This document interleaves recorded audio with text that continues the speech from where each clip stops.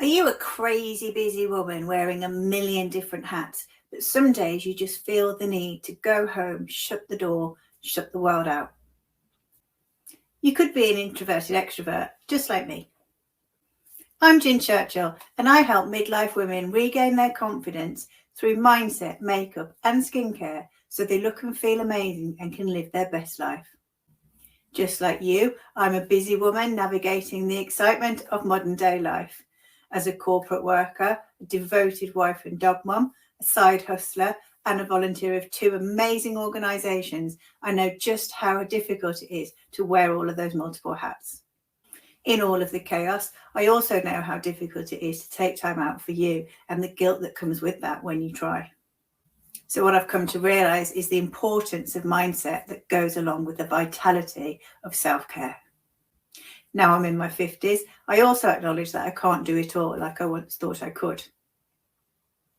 But that's okay. I've learned to prioritise, to live life to the full, to make sure I've got time for the things that are important to me, to learn how to say no to the things that aren't important to me. And having a solid mindset is a really important part of that. By the way, I release a new episode every week, so if you don't want to miss a thing, hit subscribe or follow below and you'll get notified every time I've got a new one. So this blog's been inspired by the fact that on Friday night, I got to spend some downtime, just me and the dog Jess, at an Airbnb. It came about because I'd rented the place for myself and my friend for Saturday night, and the owners said that it was free on Friday, would I like it? So with enthusiastic support from my husband, I'll just caveat that the Rugby World Cup is on right now, so he's very enthralled in that. Jess and I headed out for a 24-hour unplug. Now, some of you will think that's completely weird. Why on earth would I want to disappear and spend a night away from my husband unnecessarily? But others of you will totally get it and even will do that sort of thing. And if you don't, really wish you did. And your opinion on that actually is whether you're an introvert, an extrovert, or an ambivert, which is somebody somewhere in the middle. If this is resonating with you and you don't like the label introvert, but you don't like the label extrovert either, you could be an ambivert as well. There's a 3-question quiz that will help you work out where you sit on the scale, and I've included a link to that below this video. So a true extrovert enjoys spending time with other people, is outgoing, is a team player, and when there are challenges around, prefers to work them out with a team. A true introvert prefers to be alone. They work better on their own rather than in a team. They're more reserved, and when they've got challenges, they prefer to process them internally rather than talk them out. And an ambivert then sits in the middle and can actually display all of those traits depending on the circumstances, the situation, and the people that they're with. And in all honesty, there's not many of us that would be an absolute extreme extrovert or an absolute extreme introvert. Probably we're all somewhere on the spectrum between the two. No matter how extrovert you might think a person is, there will always be a situation which will bring out their introverted tendencies. So introvert versus extrovert was explained to me once as how we recharge our batteries, and this explanation made perfect sense to me, so let me share it with you. An introvert will wake up each morning with 10 energy beams because they've recharged on their own asleep all night. Every social interaction that an introvert might have, which might raise anxiety or cause tension, costs them 1 beam of energy. And when their 10 beams run out, that's burnout time. That's when they need to go.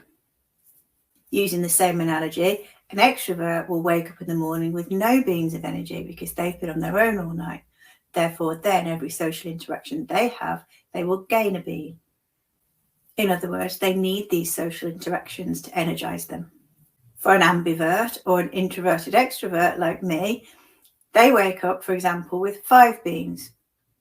Some social interactions will cost me a beam of energy, and some I will gain a beam of energy, and that very much depends on circumstances, situations, and the people that I'm interacting with.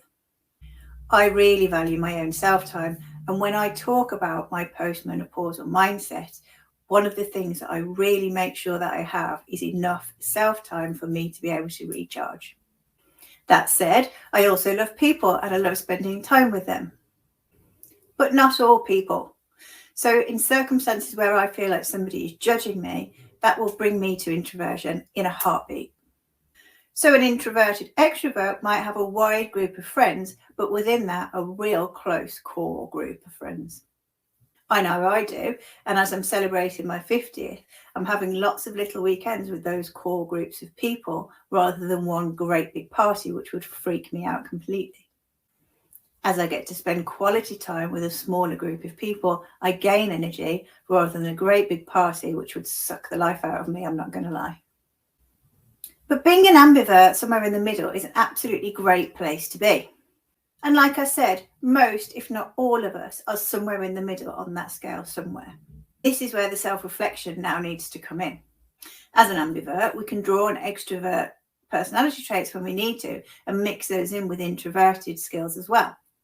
For example, when I graduated from university, I knew I wanted to be in sales. I felt like that's where the excitement was, but I was much more introverted then than I am now. Now, I went to interview after interview to try and get a sales job, and I didn't perform at those interviews because my introversion was playing the major role. One interviewer even told me that I was far too nice to ever work in sales. Now, how does that work? These days, in my very successful corp job, if I do say so myself, I'm a top salesperson.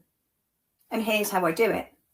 I listen very carefully to what the client is telling me they need or what their problem is. That's an introverted personality trait because I'm not assuming that I already know what they need and I'm not being overconfident and talking over them.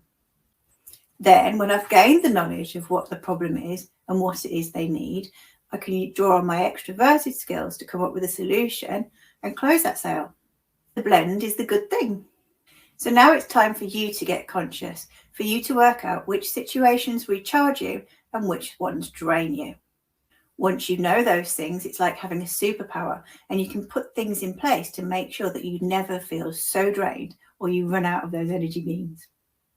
For me, I like to have a playlist of songs that I can bang on to bring me back up to a level of confidence. If you know you're heading out somewhere that you don't want to particularly be or you know is going to drain you, call a friend before you go, talk it out, put some things in place that you can have a time out from that situation.